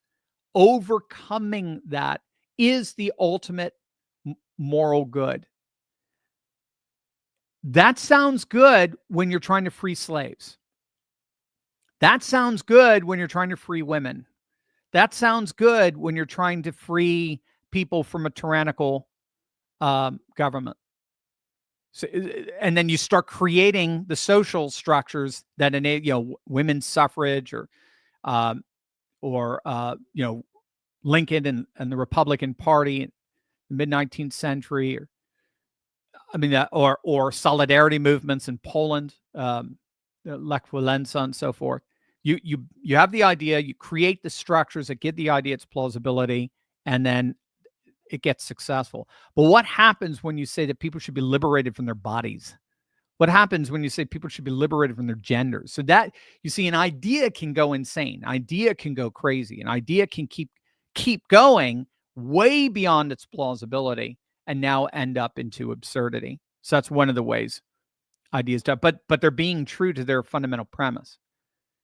What liberalism missed, and we've talked about that before, what liberalism missed is there are some traditionalist structures that are necessary in order for liberalism to flourish. There are some traditional structures that are necessary for our human flourishing. And so if you're trying to liberate from them, you're trying to liberate, it's basically you're sitting on top of a branch you're trying to saw off. So, the social structures that provided plausibility no longer exist anymore. So we talked about this a lot with the rise of the network society. So network society being the hyperconnectivity of social order through the internet has placed digital cyber technologies at the center of our lives that bypass the old industrial order that enshrined liberalism. And so we bypass the old industrial order very much the way texting and email bypass the post office. And then whatever ideology was embedded or ideas embedded in the post office, they just no longer have that kind of sway anymore in a new society that can bypass it. And that's what we're finding. We're finding in a digital age, in an internet-based age, we're seeing the rise of techno-populism, where more and more populations are looking to be literally emancipated, ironically liberated from the old liberal globalist industrial order. So you need those two. You need the genesis of the idea, and then you need a social order wherein the idea gains its plausibility.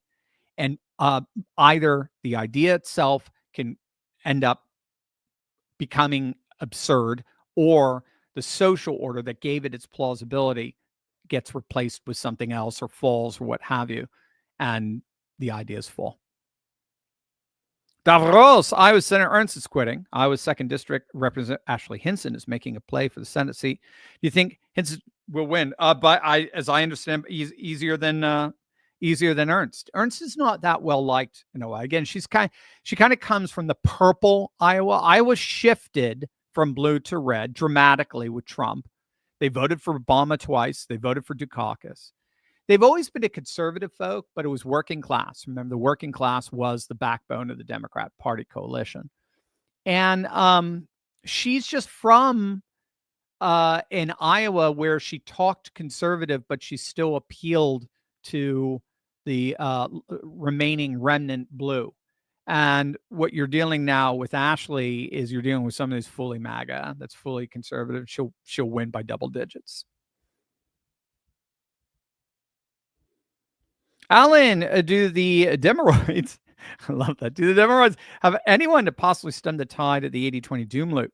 The only ones I saw that might were RFK Jr. and Tulsi. Yeah, both in President Trump's administration. Is there anyone we haven't heard of? Not that I know of.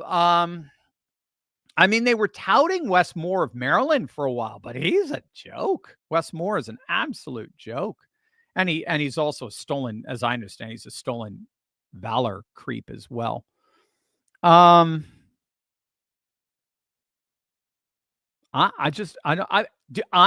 the closest one is Fetterman, but a lot of people see Fetterman as just an op. They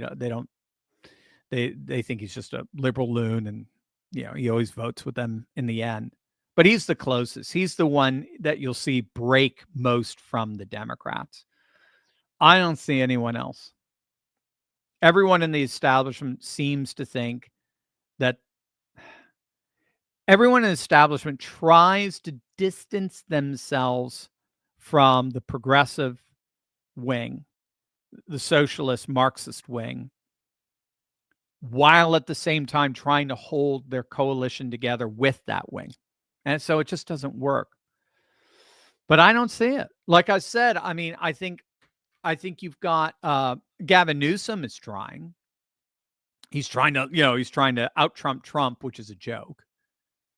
And I mean, he'll try. It's funny because again, Gavin Newsom is a Jekyll Hyde political instincts. Some of his political instincts are good. He's unleashing CHIPS, right? California Highway Patrol. He's unleashing the state police on in crime-ridden areas in California, just like he cleaned up the streets for Xi when Xi was visiting. He's got somewhat good instincts with that, but then he's got ridiculously stupid. And anyone who looks at you and takes it seriously, they've sent me a bunch of Trump 2028 hats. They did. They sent that to me. He's serious. He's going to run again. And everyone's just like, dude, he's serious. You're admitting that? You're admitting that you were trolled and you're upset about it, which is exactly what trolling is supposed to do. I mean, it's just, so he is a little bit dumb. He's not the brightest guy. So I just don't see him as being the one to do it. But no, I see them stuck. They're stuck. They can't. The woke have taken over their institutions. So and Gavin Newsom found this out really quick after his podcast with Charlie Kirk. If you go against woke orthodoxy, they will come after you. They will absolutely come after you, and they will primary you. You are not allowed to go against woke orthodoxy. And then in the place where they do get their votes, in the municipal areas, they're increasingly doubling down on the anarcho-tyranny municipal socialism, where again, an elite of, trust fund baby luxury belief Democrats align with the underclass welfare recipients to put in people like Mamdani or Brandon Johnson in Chicago, Karen Bass in LA, leaving the working class highly disenfranchised. And so that's only turning working class voters, more white and non-white, more and more and more towards Trump and the Republicans. So I don't see how they can get out of that. I don't see how they can have the trust fund socialists combine with the underclass appeal to the working class. I just don't know how they do it. So I don't see anyone. Rock Dog, Dr. Steve, are you going to do the Tim Pool podcast again when he's there? I was hoping to see exchange between the two of you. Yeah, oh, sure. No, I loved it. It was great. It was great to hang out with them. And I know Jack and I hung out a number of times. And so it was great to see Jack there. But no, I'd love to see Tim as well. Tim was sick. He was having issues with his voice. So. Digitally, have you seen any evidence to support the notion that the Democrats are having their own Tea Party reform, or is this a civil war for the heart of the Democrats? I see it as a civil war. So you've got people like Cuomo basically saying to AOC, so I'm talking about Chris Cuomo, basically saying to AOC, you need to leave. You need to get out of this party. You are not a Democrat. You're a socialist. So just form a socialist party. What are you doing here? I tend to see right now the Democrats in a very real civil war with no real winner yet. We won with Trump. We had a civil war between the rhinos and between the populists and the increasing working class voter base that was overtaking the party, particularly in Wisconsin, Michigan, Pennsylvania, and so on. So we won that. At the White House level, we have yet to win it. At the congressional level, we're still working on that part. It's going to take some time. Whereas they're shot. They had an establishment candidate, Biden, who was just a shell. for these radical left-wingers, progressives. So that worked out for them. But now with the collapse of Kamala and with a new primary coming up, that's where you're really going to see the daggers come out. So no, I think they're shot. They have a civil war going on, and the more they double down these 80-20 issues, the more they become 90-10, the more they just alienate themselves from the vast majority of the voting electorate. So it's just a doom loop. Brian, your lefty colleague, living his best life in Southwest Florida. That's right. I forgot, Brian. You are a lefty. Although I say, yeah, Pennsylvania. I think when you left was still pretty leftist. Did you see the Newsweek claim that Newsom is 5 points more popular than Trump? I saw that. Legacy Me is full of the end product of digestion. Hilarious. Yeah, I know now. So now they're doing this rehabilitation, or not even a rehabilitation. They're doing the same thing with Newsom that they did with Kamala. No one who's following real political trends is even remotely buying it. Again, Newsom is unpopular in California. That's what we have to get. Coastal elites do not do well in electoral politics. Just ask Kamala, right? Just ask John Kerry. I mean, just ask Mitt Romney. Coastal elites do not do well, and Newsom would not do any better than them.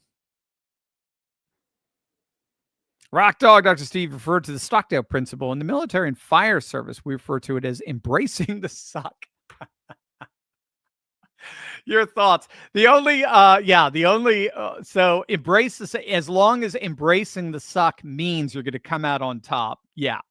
So because the Stockdale principle brings together the two otherwise paradoxical perspectives of you need to be as sober in your assessment possible, the dire situation you're in, and at the same time, never lose hope that you're going to prevail. So you've got to have those two together. This channel operates on the Stockdale principle. But maybe we'll change it to embrace the suck.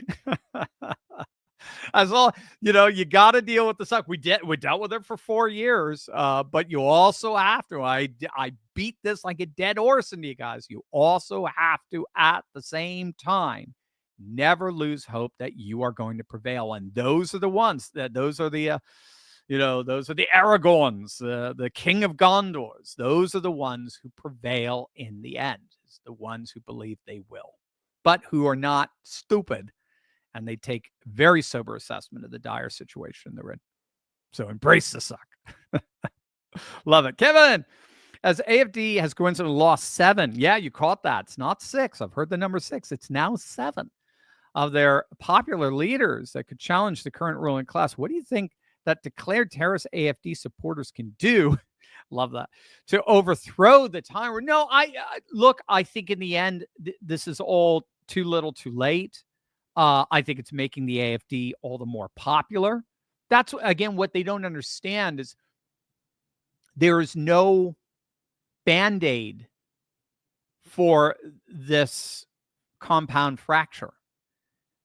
Their problem isn't there's too many AFD candidates anymore. The problem was that Trump is going to run again. That's not their problem. So here in the United States, they tried to take Trump out through lawfare, and then Butler on J13. Whereas, I think there's clearly something going on there in Westphalia, single district, single state, 7 candidates from the same party, all dead, one by parent suicide. And that's not their problem. Their problem is there's too many AFD candidates. Their problem is the people, the politics has shifted. The politics is no longer horizontal, it's vertical now. And so what the AFD has done is they have effectively tapped into that verticality, and they have effectively recast the CDU and the SPD as basically a duopoly, as they are, since they have formed a coalition. If you guys don't know what I'm talking about CDU, the Christian Democrat Union. So that's Angela Merkel's whole party. They are the so-called center right? They're the Republicans of Germany. And the SPD are the Social Democrats. They're they're the center left. And Olaf Scholz and the SPD were voted out of office in their last election. Resoundingly so. What did they come in? Third place, fourth place? They're voted out of office after having come in first place in their previous election. But because the CDU hates the AFD, which came in second place, hates the AFD so much, their populist party, their MAGA party, they formed a coalition with the SPD, the very center-left party that had just gotten voted out of office. They brought him back in, voted out of power. They brought him back into power. So the AFD's whole argument that the CDU and the SPD are just basically two shades of the same uniparty just got proven. So their problem isn't there's too many AFD politicians. Just like in here in the United States, their problem wasn't that Trump was running again. Their problem. So if you just get rid of him, your problem's solved. The problem is the politics is flipped. And so just keep going with AFD. They're going to keep growing. I'm sure they're going to pass 30% mark, just like Nigel Farage's Reform UK is passing. Just like Giorgia Meloni's Brothers of Italy is passing. That's in parliamentary politics, that's what you're looking for. That's the sweet spot, that 30%. And then you find you will often find a very willing coalition partner after that. And in Italy, it's easy because you only need 40% to rule. So I don't know what it is in Germany. If it's 50%, I'm assuming it is. But you're going there. It's just a matter of time. I know you got to be patient. But keep in mind, what was it in 2017 when they first entered the Bundestag? AFD was, 13%? Third place. I mean, it was still stunning. Came out of nowhere. Came out like, I think the last time they ran, they get 1 or 2%. So they've gone from 13% to 20%. They've doubled in just a matter of 6-7 years. So you got to be patient. You'll win. AFD will win. They've already won Eastern Germany. They've already, conquered Eastern Germany. They are the undisputed dominant party in Eastern Germany. They've already conquered there. I could see them easily aligning with what is it, the CSU in Bavaria. I believe in their local politics. They're already doing that. And it's just a matter of time of getting these suicidally civilizationalist nuts in Western Germany to finally come along. And interestingly, younger people are the ones who are doing it. The Gen Z are very, very, what is the next one? Gen Y? I forget what the next one is, but they are increasingly moving to the right because, again, they don't buy the globalist politics anymore. Joan, I understand the Smith-Munn Act of 1948. It was to prevent the government from using propaganda on its citizens or foreign nations. Under Obama, it was changed to allow it on citizens. Why doesn't Congress change it back to the original yet? Don't know, Joan. That's a great question. You always ask good questions. But I don't know. I've never studied it. Great question. Congress can't really do anything. Maybe a EO can do it. So you could ask if there's a way of contacting somebody in the Trump administration, ask them about it. But Chance, I support Trump 100%, but he needs to make stronger efforts to end the Ukraine and Gaza wars. He's made good progress, but I'd like to see more. I'm with you, Chance. I'm with you 1,000%. I do think he's getting some bad advice from the advisor class who think that Russia is suffering far more than it actually is. They're using some very, very sus numbers in terms of Russian casualties. The numbers with Ukrainian casualties are true. Again, Ukraine is being forced to conscript 40, 50-year-old men at this point. Russia isn't. Russia's got this for right or for wrong. That's just the way it is. So, yeah, I think, again, Trump seemed to recognize that when he lambasted Zelensky in the Oval Office, basically saying, dude, you've got no cards. You've got nothing. You've got no leverage. The only leverage you got is us. or the only leverage you got. So that's why I think he's selling weapons now to NATO, getting money back, keeping that leverage there. But I don't know. It just seems Zelensky has an interest in keeping this war going because the moment this war ends, his presidency ends, he's gone. From what we understand, the vast majority of Ukrainians don't want him in there anymore. And for right or for wrong, again, I think they just want to, turn the page from this horrible chapter in their lives. And frankly, Putin has every incentive to keep this going because he's just going to, every day, Russian troops just get more territory. So he wouldn't mind just bringing the lines all the way to Odessa. And then Odessa borders against, what is it? Why am I forgetting? The breakaway from Moldova. Why am I forgetting? But anyway, something's trivia. I forget. But anyway, they want to join Russia. That's the funny part. So anyway, so we'll see. Yeah, but I'm with you. I would love to see it end. I pray for it every day for a 10. MAGA 24 ever, Dr. Steve. Will these rogue federal judges who defy the Supreme Court and issue national rulings beyond their authority ever be fully removed from their position? Only if Congress were to impeach them. Only if Congress were to impeach them. Again, they can remove themselves. Transnistria. I knew it would come back to me. Sorry, I was thinking about the breakaway republic, Transnistria.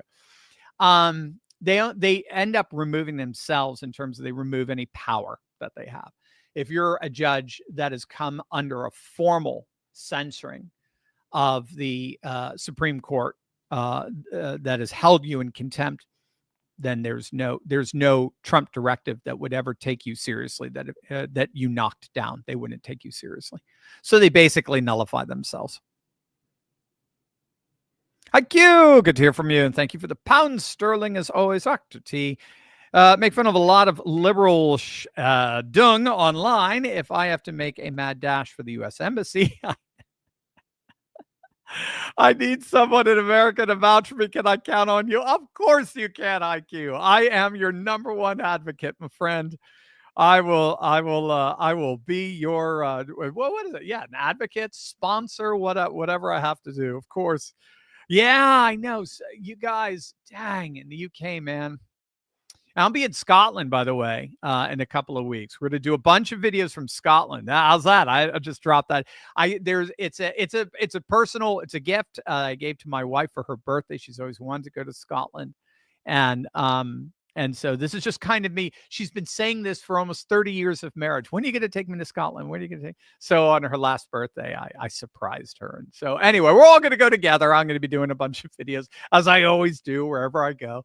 I'll be doing a bunch of videos there. But anyway, I've been back to the UK since I graduated from Durham, 2013, I think. So 11 years, 12 years, almost 12 years. So very excited to go. But gosh, yeah, I'm stunned at how horrible things have become under your current establishment political class. It's just horrible. I mean, taking down British flags because they're offensive.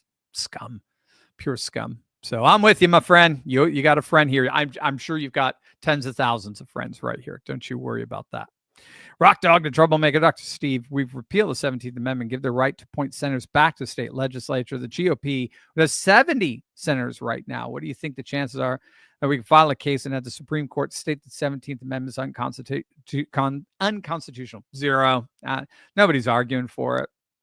I mean, it's neat. I mean, I like the way you're thinking. I mean, if it's something that we can again, just like what Maximilian was asking, it's an idea that has no social plausibility yet. But if you could figure out how to get a social structure in place that gives it that kind of plausibility, then maybe so. That'd be awesome. That'd be very cool. Shannon Knight, stage 4 cancer survivor, no chemo. God bless you, Shannon. God bless you. Hi, Dr. Turley. I watch every day. People say illegals skewed the census, but during COVID, many never opened their doors. Fear, mask, Antifa, and BLM unrest. Couldn't that also skew the numbers? Yeah, definitely. Definitely. That's a great point. The only thing is I think the census was being taken before COVID came in.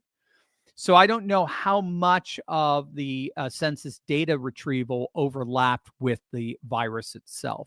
because it had already been going on for at least a year or so. I mean, the census is gathering data all the time. That's what it's there for. It's data and statistics and indicators and so on. That can be, that you can get if you're in the government, that you can get very quickly.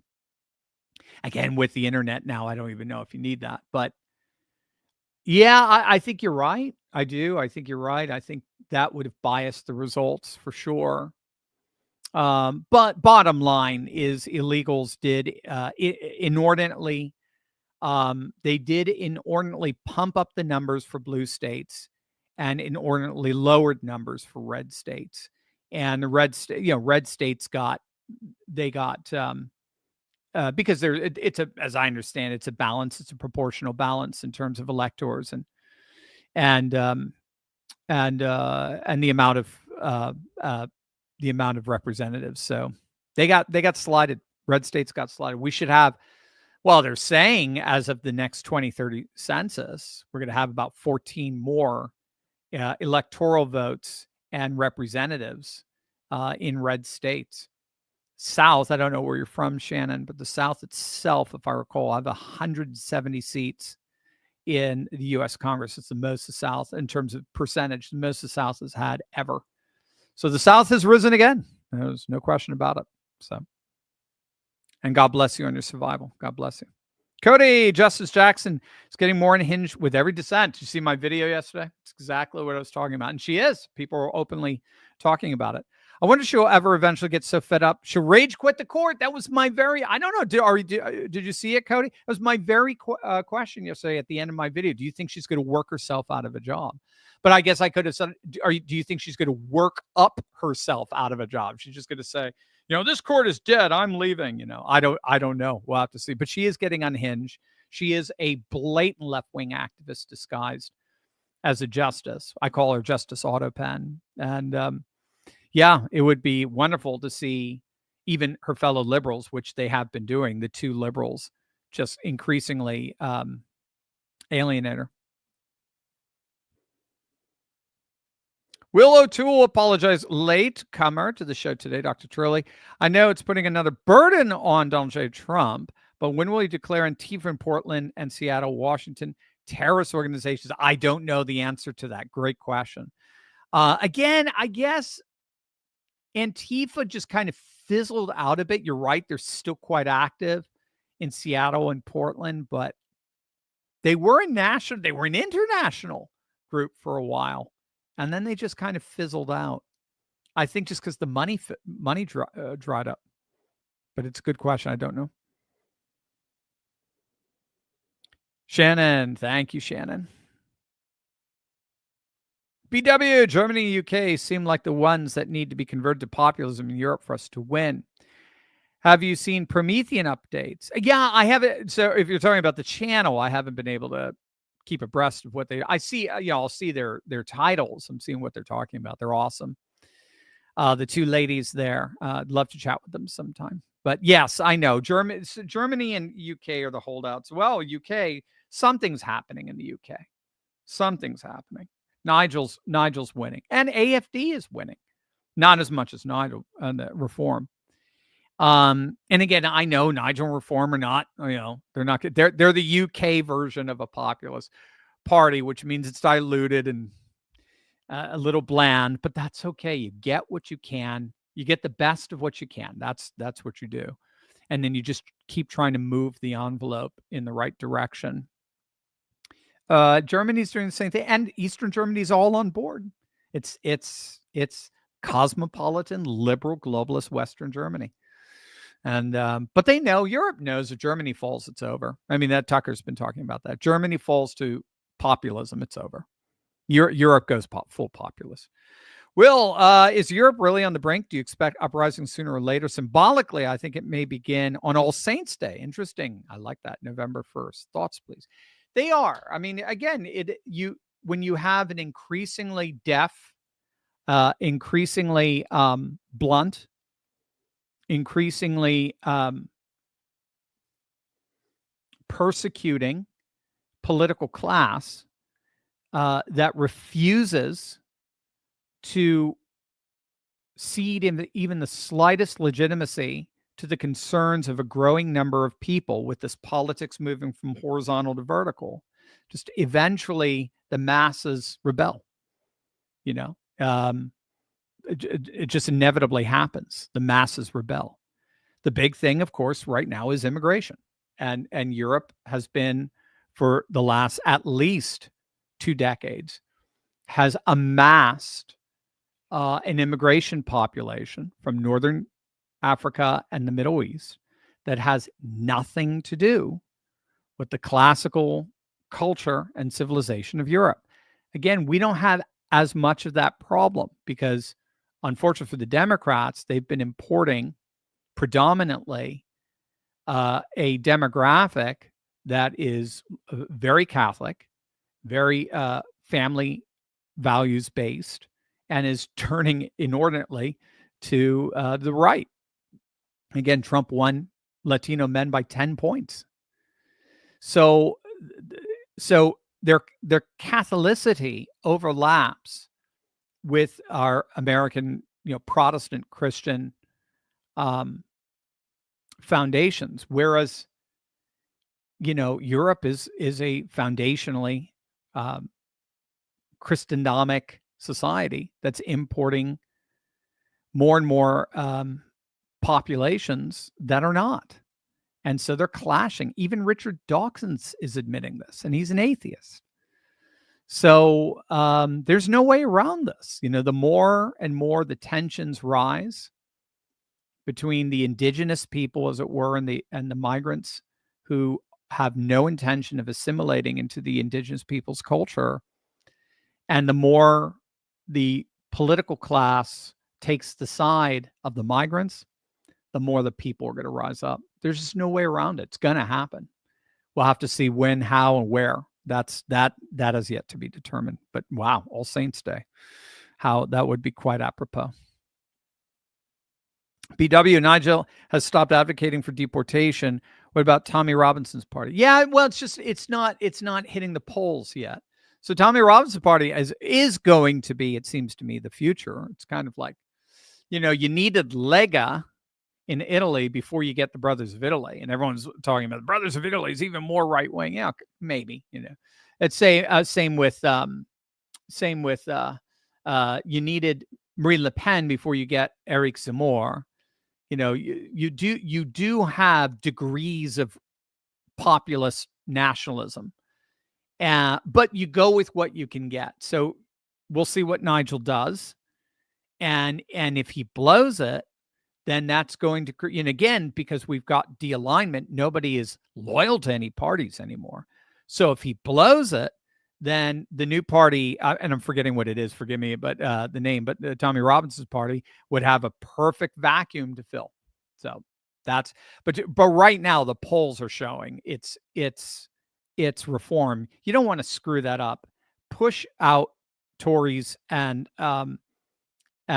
Labor into the political periphery, force the Tories to coalition on a nationalist populist terms, get the best that you can, and at least try to stop the bleeding. Let that, at the very least, I think, Nigel, stop the bleeding, and then you can take it from there. But you're going to have to be incremental in it. You're not going to have a catastrophic shift, revolutionary shift. Again, you may. I mean, the UK is definitely going towards civil war mode, no question about it, especially the way you're seeing the courts clash with the people and so forth. But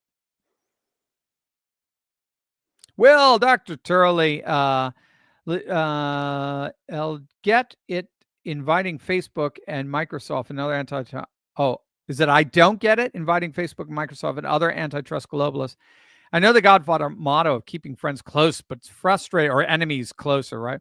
But it's frustrating that these ghouls like Gates appear to be being promoted when they should be indicted. Your thoughts, please, Will. Yeah, no, I again, it's Game of Thrones. You got it, Will. I think it's Game of Thrones stuff, and Trump is just sending a message to these guys like, you play ball with me, I'll take care of you. You cross me, and you're going down.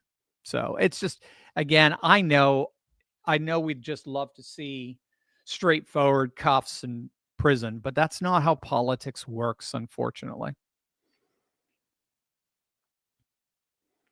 Off topic, what excuse would the WNBA use for playoff plummets now with Clark out for the remainder of the season? Oh, is she? I haven't been following. Oh, I mean, can their ratings plummet any more than they are? I mean, it's just it's like watching, I'm watching the US Open. I'm a big tennis fan. My daughter played tennis. My father was but just an avid amateur tennis player. So I've always loved tennis. I can't play for a lick, but and I'm watching, the US Open, and they got the doubles, and then they got the wheelchair, tennis. And I'm like, who watches it? Of course, nobody watches it in the stands. There's hardly anybody there.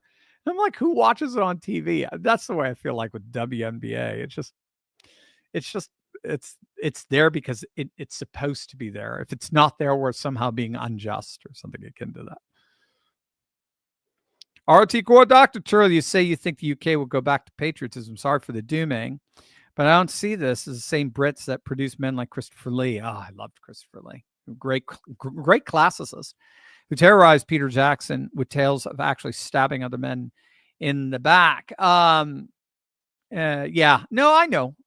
I mean, but yeah, you don't want a black pill. You don't want to go the way of the guy who crawls up in the corner and dies in the dungeon, naming his rats, thinking all and despairing. You don't want to become a Denethor. Things are rough. Things are bad in the UK.